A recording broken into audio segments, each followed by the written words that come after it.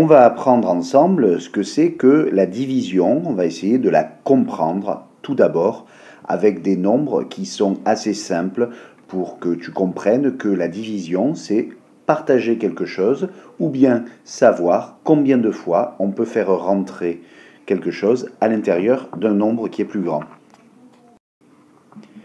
Dans ce qui nous est proposé devant nous, on a 101 divisé par 25. Tu vois que ce signe ici, ça veut dire diviser. On le voit également, on en a parlé en classe de ça, on le connaît également avec un trait au milieu, comme ça. Ça veut dire la même chose. Donc, ce qu'il y a marqué devant nous, c'est 101 divisé par 25. Qu'est-ce que c'est? D'où le point d'interrogation. Alors, je te rappelle quand même que quand on veut partager quelque chose, on veut savoir, en réalité, combien de fois on peut faire rentrer 25 à l'intérieur de 101.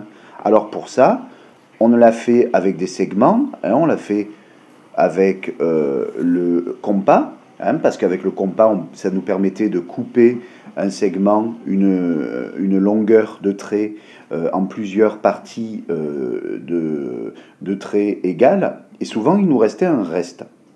Là, c'est ce qui va se passer. Alors, pour quand même être clair, il faut que l'on connaisse comment écrire la réponse d'un partage. Ça se fait comme ça. 101 divisé par 25, il va falloir répondre par deux nombres. 101 divisé par 25, alors on va calculer. On sait que 1 fois 25, c'est 25.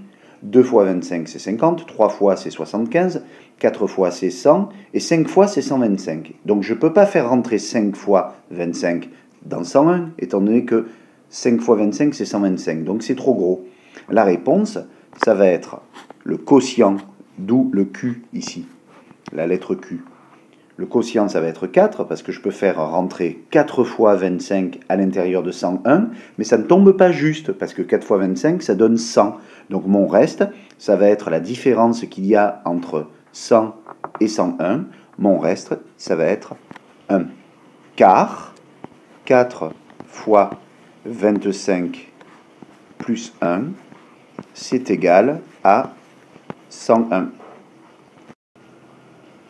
Là, on se retrouve face à une autre division. On a 199 divisé par 25, ou bien, combien de fois je peux faire rentrer 25 à l'intérieur de 199? Alors, on sait que 8 fois 25, c'est 200. 4 fois 25, c'est 100. Donc, 8 fois 25, c'est 200. Ça ne pourra pas être 8, le quotient, parce que je ne peux pas faire rentrer 200, 8 fois 25, à l'intérieur de 199. Donc, mon quotient sera forcément 7. Donc là maintenant, il va falloir que je calcule dans ma tête, alors par exemple dans un coin de mon ardoise, combien ça fait 7 fois 25. Alors je sais que 4 fois 25 c'est 100, 3 fois 25 c'est 75, donc en réalité là, j'arrive à 175. Et il va falloir que je calcule la différence maintenant entre 175, là où j'arrive avec mon quotient 7 fois 25, et le reste, parce que là, 199, ça tombe pas juste. Donc, quel est le reste?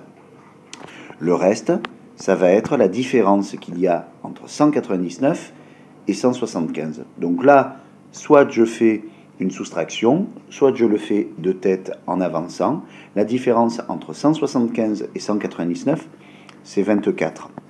Tu remarqueras que le reste est toujours plus petit que ce par quoi on divise. Ici, il est plus petit de 1. Donc ça se dit, la division de 199 par 25 donne un quotient de 7 et un reste de 24. Un peu plus compliqué. 263 divisé par 25. Bon, ben là, il faut que je calcule, que je connaisse un petit peu mes multiples. Ici, on sait que 25 fois 10, ça donne 250. Est-ce que je peux faire 25 fois 11 ? Eh bien non, parce que ça donnerait 275. Donc le quotient ici, ça va être 10, parce que je peux faire rentrer 10 fois 25 à l'intérieur de 263, et je vais avoir un reste, la différence entre 250, là où j'arrive avec 10 fois 25, et pour aller jusqu'à 263, c'est-à-dire 13. Une petite dernière pour la route, pour voir que parfois on peut diviser par d'autres nombres, bien évidemment que 25. 115 divisé par 10. Ou bien dit autrement, combien de fois je peux faire rentrer 10 à l'intérieur de 115? Eh bien, je calcule un peu et je sais que 11 fois 10, c'est 110. 12 fois 10, c'est 120. C'est trop. Donc mon quotient, ça va être forcément 11, parce que 11 fois 10, c'est égal à 110. Quel est mon reste? Mon reste, ça va être 5. En fin d'année, on apprendra une technique pour pouvoir diviser par tous les nombres. Mais on a le temps de mettre ça en place.